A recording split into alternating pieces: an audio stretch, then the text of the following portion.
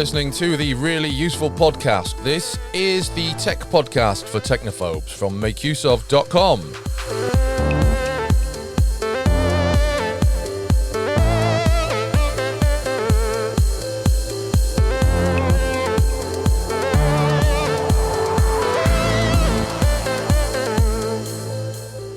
Hello and welcome to the Really Useful Podcast. My name is Christian Corley and with me is Gavin Phillips. Hey. That's quite the intro. Yeah, enough of that. How are you? You all right? Very well, Christian. Very, very well. I tell you, I've actually just done one of those really frustrating things where I bought some cables to go into one of my computers and I was looking for them all yesterday evening. This morning, I've been going around the house looking for them, picking everything up, tidying as I went. Yeah. Only to realise they're right in front of me on my desk. Oh, no. They're not even out of view. I just somehow have just walked past them so many times. And then now I've just looked and they're right there. They've become part of the furniture, haven't they?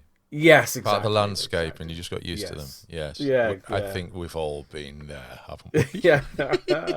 How are you, Christian? How are you? I'm all right. Well, I've had a trip to Portugal, and I am back now. It's the first time I've been abroad for a long time, and the first time I've had a proper break from everything for a long time.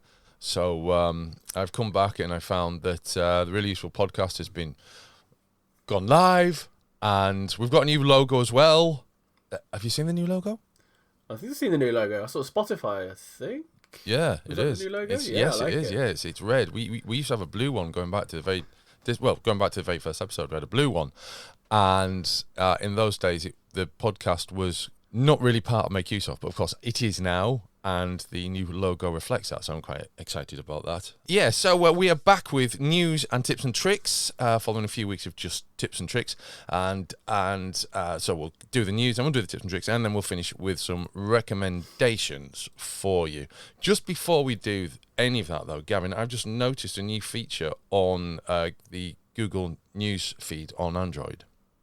Oh, have you?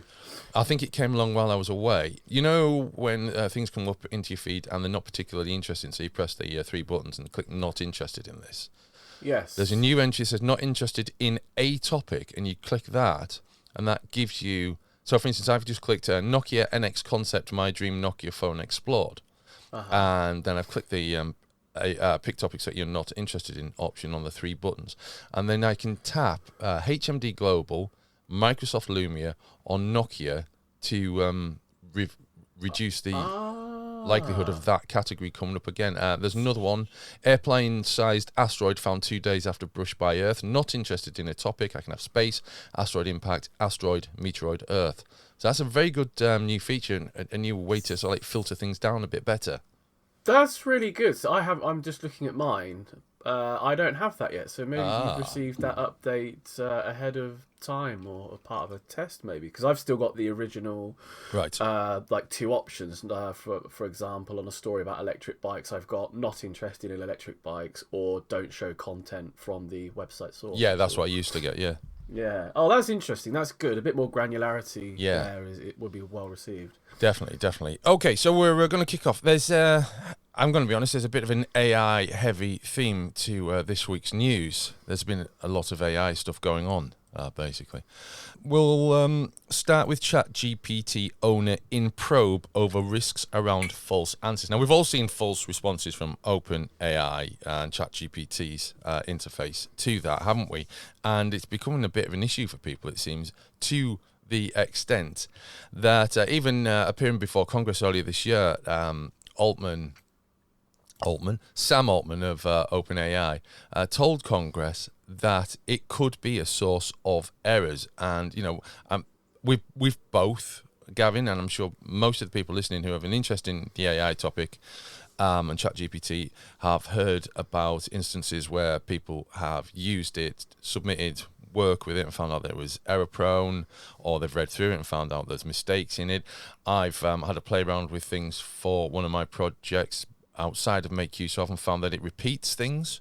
So it's not really something, it's not a fire and forget solution, is it? No, it's certainly not. And I think one of the things that people have said about ChatGPT and other generative AI tools like this is they're effectively only as good as the person using them, Yeah, like many tools in life, really. And if you know what you're talking about, you can read through it and probably spot the errors. Whereas if you are using it to try and generate content that you don't have an understanding of, you're not going to be able to, are you, basically? In this case, I think Sam Altman's just being quite open about it, though, isn't he? He's actually yeah, presenting it in a way saying you should not be using it necessarily in the manner that some people are, that it can generate fake statements, and people using it in situations like where it's been used in courtrooms, particularly, we've seen where people have found it creates false precedents and just creates these fake sources, and then people aren't doing their own due diligence and getting called out. But I think yeah. Altman's being quite honest about it in Yeah, many yeah. ways. So the Federal Trade Commission in the US has sent a letter to OpenAI, backed by Microsoft, among other businesses, on how it plans to address risks to reputations. I think this is one that's going to roll on and on, isn't it, really? It's not something they're going to be able to solve straight away, but, I mean, at least it's being looked at the right levels, I suppose. Yeah, there is that. But I think part of it as well, you can also get these generative AI chatbots to say whatever you want.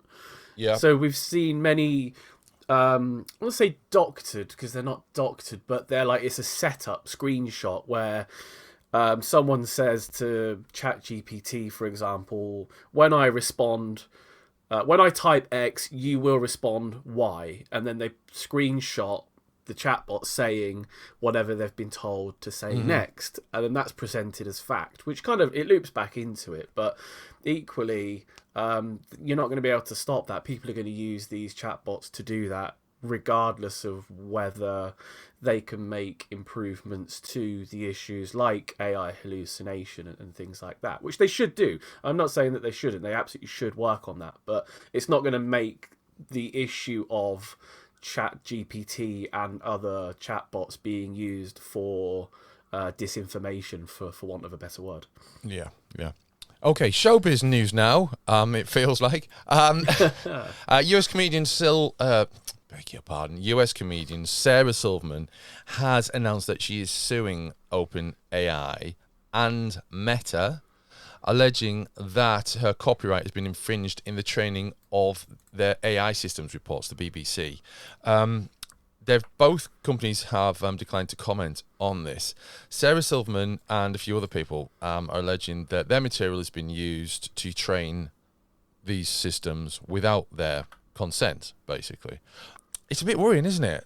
It is in many ways. So part of this is concerns where the information has come from that she believes ChatGPT has in its database, and so the information that's been scanned has come from an illegal torrent, basically, Yeah. which I think she's also partially miffed at.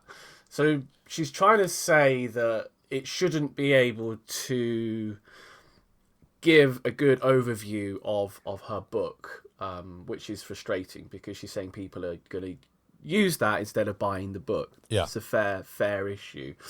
But her argument doesn't actually contend with the fact that she is a very famous comedian. She's worked on heaps and heaps of shows. You know, she's a global name, basically, isn't she? Yeah. And that her book has probably been reviewed over and over and over again as part of whatever promotional campaign she did. There's probably snippets of it online for promotional purposes as well. And all of that can feed back into ChatGPT as well. So while there is definitely an issue with where ChatGPT maybe got their information from, saying that she's going to sue OpenAI and Meta because their AI models can reproduce or at least talk about her book factually, I don't think she's really got a leg to stand on. That will be interesting. I don't. She blows hot and cold with me, so I don't want to see her fall or fail or anything like that. But it would be an interesting sort of water dip temperature check of the whole situation, wouldn't it? How this turns out. It is, yeah, and I think so. In the EU, they are sort of trying to draft laws. The EU AI Act, which is currently going through the European courts and stuff. Part of that regulation is directly aimed at this. So, AI chatbot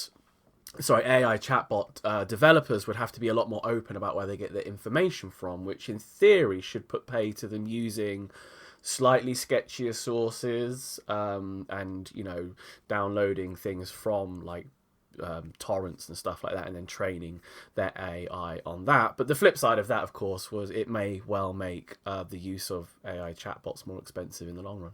Of course, of course. And on a slightly related tangent, the TV show Black Mirror, which you've probably heard of, created by Charlie Brooker, has inspired some bad feeling in the ongoing conflict over in the US at the moment with regards to the Screen Actors Guild failing to reach an agreement for better protections in the industry against AI. Now, there's a very interesting quote here. This is the BBC reporting this again. Filmmaker and writer Justine Bateman spoke to the BBC, stating, "Tech should solve a problem, and there's no problem that those using AI solves. We don't have a lack of writers. We don't have a lack of actors. We don't have a lack of filmmakers, so we don't need AI. The problem it solves is for the corporations that feel they don't have wide enough profit margins, because if you can eliminate the overhead of having to pay everyone, you can appease Wall Street and have greater earnings reports. If AI use proliferates the entertainment industry, it will crater the entire structure of this business." That's pretty damning, isn't it? It is pretty damning. It's quite interesting as well, because when the writers went on strike, that was recently as well, wasn't it? Yeah. A few weeks or maybe a month or so ago. There was some interest in it because of the direct correlation of generative AI chatbots who write things directly. So it's like, writers are under attack.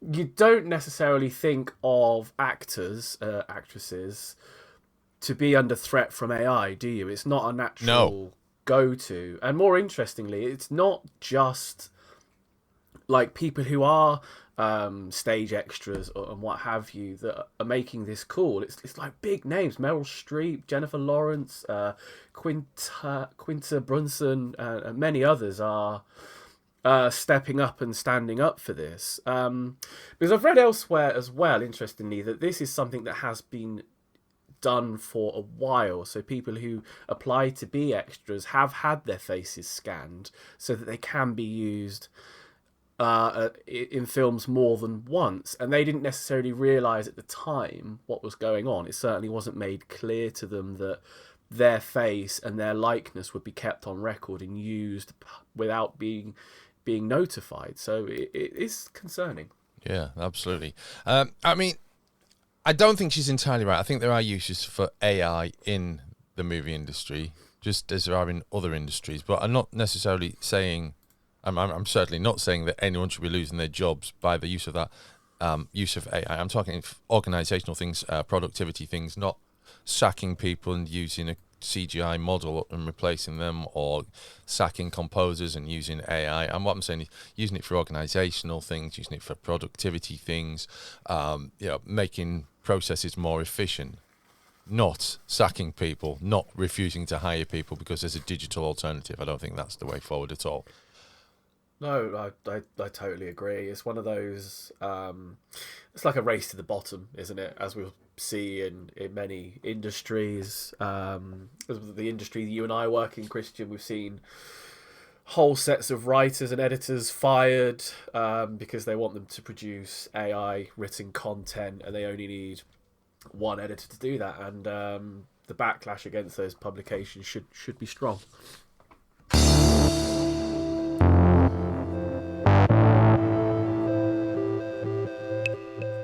Now, as noted earlier in the show, I've been away for a couple of weeks, and obviously the podcast is carried on. I've pre-edited and scheduled them, and they all went live and everything. Thanks to Gavin for helping out with that. And also, what happened when I was away is that there's a new social network launched. Just popped up overnight. Yeah, I didn't see that coming at all. So yeah, Twitter has a new competitor. Well, it calls itself a competitor. It's called Threads, and it comes from Meta, which we say these days instead of Facebook. Don't know why. It's been touted as a nicer alternative to Twitter, with more censorship. Because what everyone was crying, I'm not convinced people wanted more censorship as an alternative to Twitter, but there you go.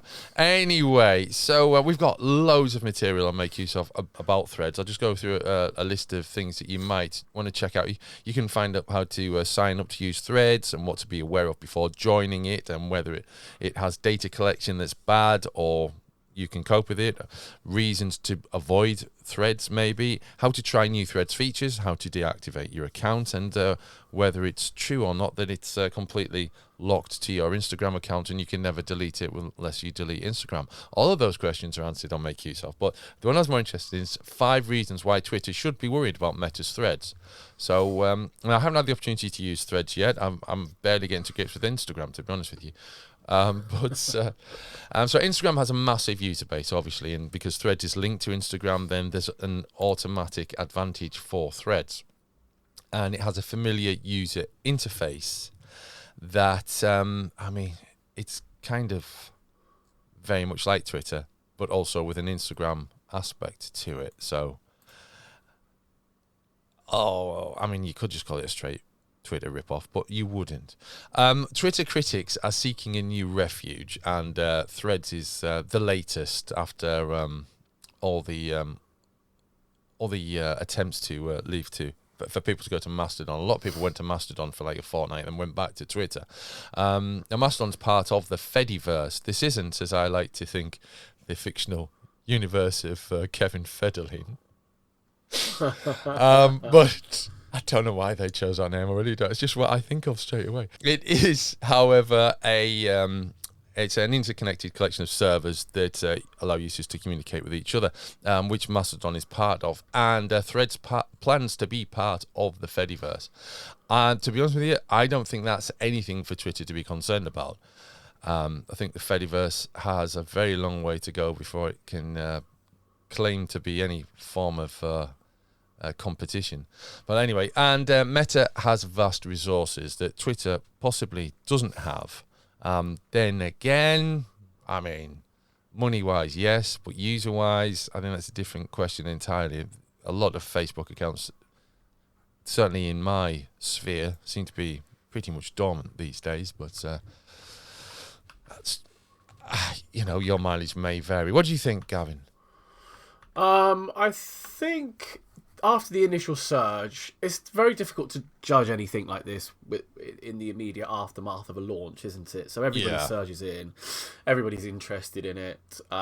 It will die down to more regular levels. I also think the link to the Instagram account is a way of artificially inflating numbers. If you can't delete your account properly, then numbers will remain artificially high after everybody creates an account to look at it and doesn't even use it. So active number of users versus total, sort of the figures you'd really want to be knowing about. From what I've seen of it as well, Christian, is that it only works properly if you're an Instagram user. So for someone like me, I don't use Instagram. I have no interest in it. So going over there, I would just have a completely blank account, because I'd have to populate it with people that I'd want to follow also on Instagram. So as someone who I use Twitter quite a lot for work and following various other things, and I find it useful even with the changes that have gone on since Elon Musk took it over. It's still a useful tool for me, despite the blue ticks and all this sort of stuff. So hit and miss for me. Hit and miss. Hit and miss, okay. So yeah, if we did have a, sort of a vague idea of actually setting up an account during the recording of the podcast and seeing what happened, but there's too many social networks, and I think, I've already got I've got too many Twitter accounts already. I don't really need, and then I've got too many Instagram accounts as well because I look after an Instagram account for my children, who are dancers. So I don't really, I might do it one day. I'm not going to do it today, but it just feels like too much. And maybe that is a big problem just going forward for everyone when it comes to social networks. There are just too many social networks, all vying for attention and time particularly, that we really increasingly don't have these days. Yeah, I totally agree. It's like muscling into the market, isn't it? At the opportune moment as well, where Twitter is taking a bit of a beating from all angles. But like you said, why? Not another one, please, not another one. Yeah, it's I was looking at, and I mentioned it earlier on. I was looking at it's the 10th anniversary of the release of one of the Windows phones, the last Windows phone from Nokia, and it's kind of, that felt like Microsoft kind of trying to muscle in to the mobile phone market, but they did it in such a way that they actually had quite a good product that they just couldn't be bothered backing properly. Yes. This is the other way around. This feels like a rip-off of Twitter, and it's a muscle in with the figures to back it, but I'm not really sure it's got the magnetism that it requires, has it? No, for sure. And if you're just following the same people on every single platform, like, what's Yes. the point? Like, that's the biggest bit I don't get. Hang on, wait. Absolutely that. Makes no sense. It makes no sense. No, it doesn't. Now, we're going to move on. And before we do that, though, well, no, as part of doing that, right, Gavin, you have to accept my apologies for this, because we every time we record a show, we collect a series of links and we discuss whether we're going to use these or not, and we usually say, yes, here's another one, whatever.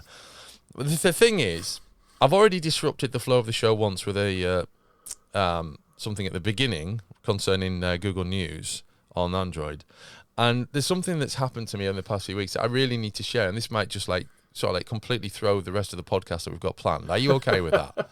Yeah, go for it. Right, Love okay. a bit of a change. Okay, now listen.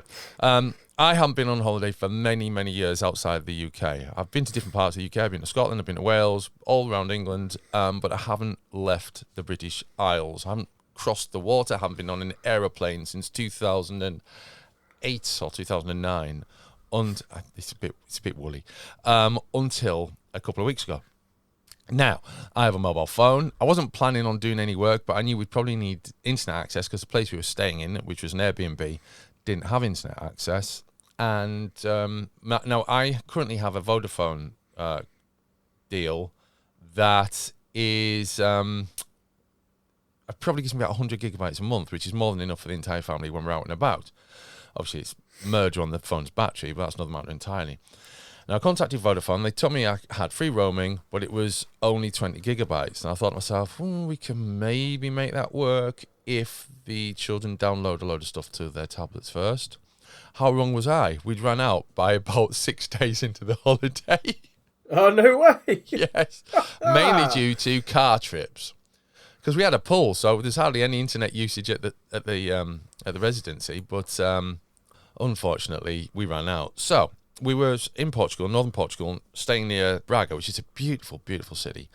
And I found a Vodafone store.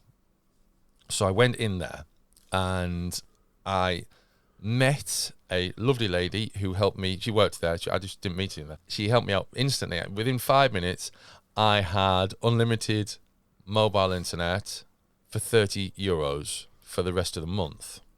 Wow. Yeah, exactly. That's good. Now, we're told, and I imagine this is the same in the US, I'm not entirely sure, but I'm pretty sure it is, that, roaming fees are expensive, etc., but you have the opportunity to, switch your SIM with, add, maybe a roaming add-on or whatever, wherever you're going in the world, or in the European Union in our case, but usually anywhere in the world, is keep your same SIM card and, just get this add-on, pay for this add-on, and use that while you're abroad. I would say don't do that. I would say when you're abroad, go to Vodafone, go to T-Mobile, go to whatever, and buy a SIM card for a month with the best data you can get it, because this just changed everything completely overnight. Oh, that's interesting. So instead of, because the add-ons you're talking about can actually be quite expensive. Can't Yeah. they? I mean, I paid £25 for the 20 gigabytes add-on, as opposed to €30, which is about £25 for unlimited internet while I was over there. Now, I have a dual SIM phone, so obviously I have a bit of an advantage on that score.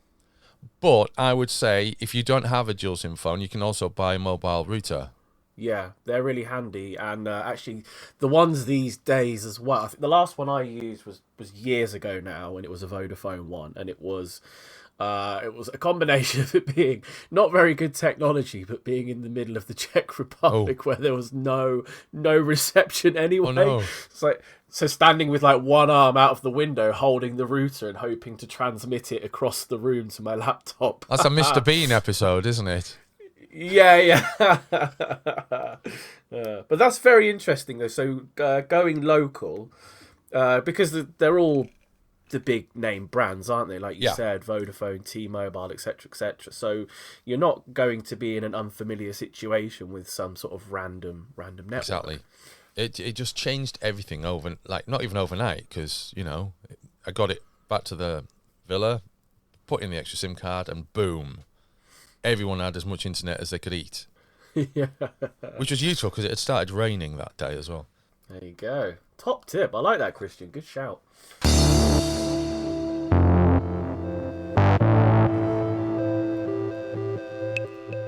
It's recommendations time, in which we bring to you something that we've experienced or enjoyed, hardware, software, is MediaWare a thing? Whatever. And we share it with you and encourage you to check it out yourself. Who wants to go first? I can go first if you like, Christian. Is it the bike? Yeah. Is it the bike? It's not the bike. It's not the bike. It's the phone. Okay. It's the phone. So I've had the pleasure of reviewing the Nothing Phone 2, which is the second iteration of British-based. They are British-based, Nothing, tech company, and their whole ethos is they want to try and change up and shake up how technology looks. So the biggest part of this smartphone is that it has a transparent rear panel. And within that rear panel are a set of LED lights. And the LEDs light up and flash when various things happen on the phone, which, it's cool. And that's a nice sort of gimmicky feature to have. It's a great feature, but it's not actually what makes this a really good phone. Since the last version of this phone was released in early July 2022, they have upgraded the processor in it significantly. It's got a much better screen. The screen is now slightly larger at 6.7 inches versus 6.55 for the previous one. And they've also made a lot of refinements to the Nothing OS, which is an Android-based operating system with some tweaks to make it stylized, the Nothing sort of branding. I'm just really impressed with what they've done to it, to be honest. It's a significant upgrade on the previous version, which was well received, but was very much it was mid-range phone, but was sort of lagging behind where a lot of the other mid-range phones were at the same time. This one feels like it can compete more directly with some of the like OnePlus models, Samsung models and stuff like that. So it's all around improvements, and I've switched it to being my daily phone now, which the previous version I was switching between that and a OnePlus Nord, which I kind of preferred, but I've now switched to the Nothing Phone 2 full time, so that's a good high shout. praise indeed. Okay, my recommendation is the Retroid Pocket 3 Plus handheld retro gaming system, which runs on Android, and it has like dual CPU and 4 gigabytes of RAM. And they're about £200, around, and the same in dollarage. I think. I don't know if anyone's ever said Dollarage before. I encourage you all to start saying it. And basically, it runs Android. It has a bunch of emulators built into it. It's all Nintendo. It's all console-based emulators that are built in. You can get other emulators on there, but the ones that are built in are all classic consoles. So the Nintendo NES and Super NES and Sega Master System and Sega Mega Drive. And there's Dreamcast in there, Neo Geo, PC Engine, all sorts of those sorts of things. And and Sony PlayStation 1 as well. And so you basically, the easiest way to do it is to save your ROMs to a SD card, micro SD card, insert it, and then you can just scan for the ROMs and start playing. But also, it also has the Google Play Store, so you can also grab stuff like any game really, but particularly for retro purposes, the Sega collection that's on Google Play, play those games on there as well. And yeah, it's just lightweight. It charges well and keeps its battery for a while, and has a lovely display, and everything's responsive. And I took it on holiday and I loved it. Oh, that's really cool. You know what? I actually almost bought one of those recently. I was looking at one as well, because I have the Anbernic, or however you say it, retro handheld that we talked about a little while back, and I was like, I really like that, but I'd like a bigger screen. So I almost bought that as well. I'm glad to hear you enjoyed it. Yeah, it's really good. The thing is, I have a collection of retro consoles, and I probably use the Evercade EXP is probably the one I used the most. This one I can see being used almost as much.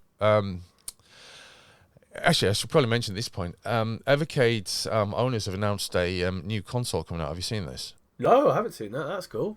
It's an Evercade compatible, but it has stripped down features and it comes with some games built in. It's called the Super Pocket, and it plays Evercade cards. But there's two editions. There's the Super Pocket Taito edition and the Super Pocket Capcom edition. Okay. Each edition has games built into it. So there's 17 games on the Taito edition and 12 games on the Capcom edition. So I'm duty bound to buy one of these, basically. And if only because the Taito games haven't come out on the EXP. Whereas the Capcom ones, or any of the Evercades, whereas the Capcom ones have, most of the same games are pre-installed on the Evercade EXP. So I thought, well, I might as well get one of these. But, as I say, I'm just getting it because for that collection of games, knowing that they've been fine-tuned for the hardware, etc. And that's one of the problems you have with emulation, isn't it? Is that while the emulators might be hard-tuned for the hardware, the actual software, the ROMs that you load up aren't necessarily. And while I haven't yet come across any problems using ROMs with the Retroid Pocket 3 Plus, there's always that possibility that will happen, and then you end up sort of hooking up the USB cable or searching through using the file browser, easy with the USB cable on your PC, finding the ROM, finding the problem. I've had all sorts of problems with ROMs in the past. So, for instance, PAL ROMs versus NTSC ROMs for classic consoles. You have difficulty with those in the UK. So I do enjoy using the Retroid Pocket 3 Plus, and I would recommend it, but there's always that possibility that things won't turn out as you expect them to when you load up a ROM. Whereas with a curated thing like Evercade offers, that issue is largely mitigated. But I'm going to be reviewing the Retroid Pocket 3 Plus for Make Use of shortly. So that should be along later this week, I believe. Oh, I look forward to reading that one. Yeah, ideal. Well, that brings us to the end of this week's Really Useful podcast. If we have brought to you any new information that you think a friend or family member could benefit from, then please share us. If you can leave us a review on Apple Podcasts, that would be awesome as well. And if it's a 5-star review, I might even read it out. Hey. Yeah, how's that for an offer? We'll be back for a new show next week. Until then, it's goodbye from us.